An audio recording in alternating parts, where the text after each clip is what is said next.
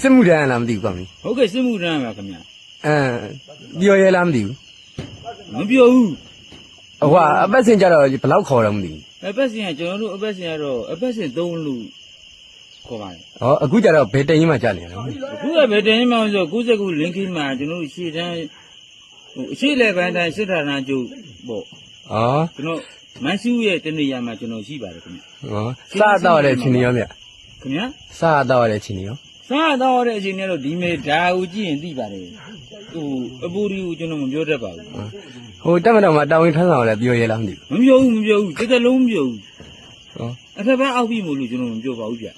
မိသားစုနဲ့ခွက်ခွာရတဲ့ချင်းလေးရောပြောပြပါအောင်လား မိသားစုနဲ့ခွဲခွာရတဲ့အချိန်လေးရဲ့ညီလေးကဘလူလေးဆိုတော့အမေတို့လွမ်းနေဗျဒါပေမဲ့အမေအရင်ငပိအလေးမှကြက်လီတော်မှအရင်တော့စူးခဲ့တဲ့တင်တာအခုတော့သူကအကောင်းဆုံးဖြစ်နေကြတယ်ကျွန်တော်တို့တော့ တက်မတော်ရဲ့တာဝန်ထမ်းဆောင်တာဘယ်လောက်ကြာသွားပြီမသိဘူး တမတော်ရဲ့တာဝန်တက်ဆောင်တာဘယ်လောက်ကြာလဲဆိုကျွန်တော်တို့ဟိုပါပေါ့ဒီဆောလာပိုင်းကြာလို့ရှိရင်တော့ကျွန်တော်တို့တစ်နှစ်ပြည့်မှာပေါ့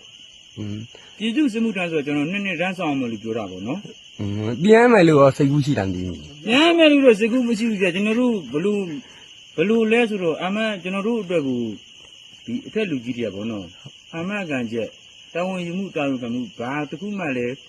အမကန်ချက်ဖွင့်ဆိုတာလည်းမရှိဘူးကြာဒါဖြစ်လို့ဆိုကျွန်တော်စီပြက်လက်ပြက်နဲ့ဥထွက်အဲ့လိုမျိုးတင်လဲတည်ပေါ့အဲ့လိုမျိုးကျွန်တော်တို့စဉ်းစားတာပဲလေကျွန်တော်တို့ဘဝကိုလည်းသုံးသွားပြီဆိုလည်းကျွန်တော်တို့သိသွားပါတယ် ညို့ကြတော့ဟိုကလာတာချင်းကြီးရကြတော့ဘာလို့အကုန်လုံးအတိအဝရကြရလားမသိဘူးခံစားမှုရှိရလား အဲ့ဒါအချင်းကြီးကတော့ပြောမစင်တော့အကုန်လုံးအပြည့်အဝရပါတယ်ကြာအခုဒီဥစ္စာဆိုရင်ကျွန်တော်တို့မေလဒါ4လပိုင်းလား5လပိုင်းလားအဲ့ဒါမှတော့ကျွန်တော်တို့3သိန်း1000ကိုအပြည့်အဝရရှိပါတယ်အဲ့ဒါကိုကျွန်တော်တို့တရင်ကာလမှာကကျွန်တော်တို့ဗန်စုငွေကတစ်လောက်ကျွန်တော်တို့3000စုပေးမယ်လို့ပြောတယ်အဲ့ဒါစုတဲ့အပြင်ကျွန်တော်တို့တစ်လောက်3000အတရင်ဖြစ်ပါတယ်အဲ့ဒါပြီးတော့သူတို့ရဲ့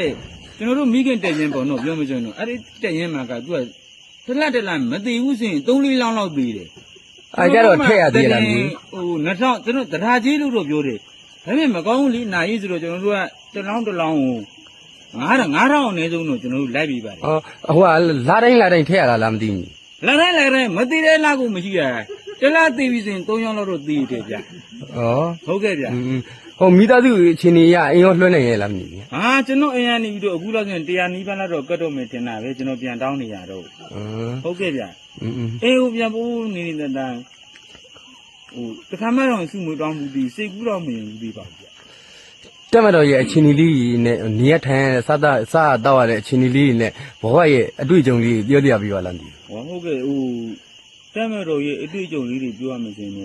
်ကျွန်တော်အရန်လေးစားတယ်ကျွန်တော်အရန်လေးစီးကျူးပါတယ်ဘာဖြစ်လို့လဲဆိုတော့ဒီတရက်မှမရှိတဲ့ကောင်းနေစဉ်ဒီလိုမျိုးဥစ္စာတွေစားရတယ်အရင်နည်းနည်းရှိသွားလို့ရှိရင်တော့စီပါတယ်ပြားပါတယ်ပေါ့နော်ကျွန်တော်တို့ကြတော့ဒီမကြည့်ပါအကူရဟို ဟုတ်ကဲ့ကုချင်းစားပါတယ်ခင်ဗျ ဟုတ်ကဲ့ဝိလက်ကြောင့်ပဲလေကျွန်တော်မပြောတတ်ပါဘူးပုတ်ခတ်ပြီးတော့ဟိုနှိမ့်ချတဲ့ကျွန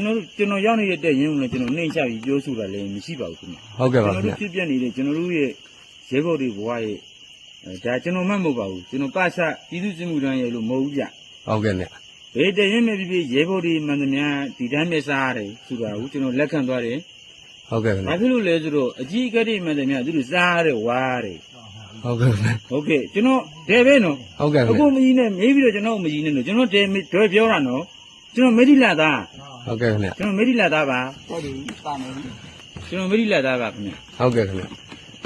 ရတယ်အခုစိတ်ထဲမှာရှိတဲ့ဥစ္စာကိုမေးလို့ရပါတယ်ကြာကျွန်တော်အကုန်ဖြေပေးလို့ရတယ် ဟုတ်ကဲ့တိုင်းပြည်တောင်ဝင်ထမ်းဆောင်ရတာပျော်ရွှင်မှု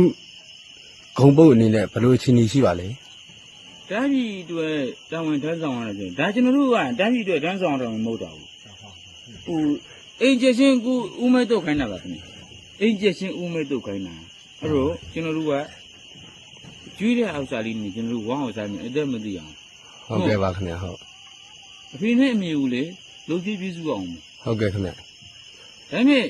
့ကုချင်းစားတဲ့နောက်လာမဲ့နောင်တော်ကြီးတွေညီကိုတွေအကုန်လုံးပြည်သူ့စစ်မှုထမ်းတွေအကုန်လုံးကိုလေတတိပြီးခြင်းနဲ့အကိုတို့ဖြတ်သန်းနေရတော့ဒါမျိုးလေးဆိုတာလေးကိုသိစေခြင်းနဲ့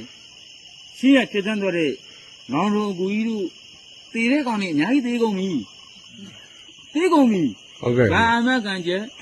ဘလို့တာဝန်ယူမှုတွေရှိခဲ့ဘူးတလေဆိုတာလေးကိုကျွန်တော်တို့သိကျင်နေ ဟုတ်ကဲ့ပါခင်ဗျာ ဒါကျွန်တော်တို့စင်မြေကြီးတစ်ဝက်အပေါ်တစ်ဝက်ဒီမဲ့ကျွန်တော်တို့နေနေရတဲ့ကြွက်ဒီလက်ကိုက်အကုန်လုံးနော် ဟုတ်ကဲ့ပါခင်ဗျာ ဟုတ်ကဲ့အခုရှင်ထဲမှာရှိတဲ့ဥစ္စာကိုကျွန်တော်အခုပြောပြမေးစရာရှိတာကိုပုံမှန်လေးနဲ့မေးအခုကြောက်စရာမလိုဘူးနော်ကျွန်တော်ကပုံမှန်လေးနဲ့ဖြေပေးမှာ ရပါတယ်ခင်ဗျာကျွန်တော်ဒီလောက်နဲ့အခုလေးစားပါတယ်နီးကွင်းချုပ်ပါတယ်ခင်ဗျာကျေးဇူးတင်ပါတယ်ခင်ဗျာ ဟုတ်ကဲ့ပါခင်ဗျာဟုတ်ကဲ့ပါကျေးဇူးတင်ပါတယ်ကျွန်တော်မေးကြည့်လာသားပါခင်ဗျာ ဟုတ်ကဲ့အရင်ကိုကျေးဇူးတင်ပါတယ်အခုလိုကျွန်တော်အကျိုးကြောင်းလေးနဲ့တကယ်တိုင်းပြည်အတွက်တောင်းထမ်းဆောင်ရတဲ့အကျိုးကြောင်းလေးပြောပြရတဲ့အတွက်လည်းကျေးဇူးတင်ပါတယ် တိုင်းပြည်ဆိုတာကိုထည့်မပြောနဲ့မပြောဘူးကျွန်တော်တို့ ဟုတ်ကဲ့ပါ ကျွန် ခင် တော်မေး ဗျာ ကြည့်လာသားပါခင်ဗျာရပါပြီ ဟုတ်ကဲ့ပါခင်ဗျာကျွန်တော်ဟုတ်ကဲ့ပါခင်ဗျာကျွန်တော်လည်း NYAN MA မြန်မာပါပဲခင်ဗျာ ဟုတ်ကဲ့ပါခင်ဗျာ ဟုတ်ကဲ့အခုလေးစားပါတယ်နော် ဟုတ်ကဲ့ပါခင်ဗျာလေးစားလျက်ပါ ဟုတ်ကဲ့ ဟုတ်ကဲ့ပါ ကျေးဇူးတင်ပါတယ် ဟုတ်ကဲ့ပါခင်ဗျာ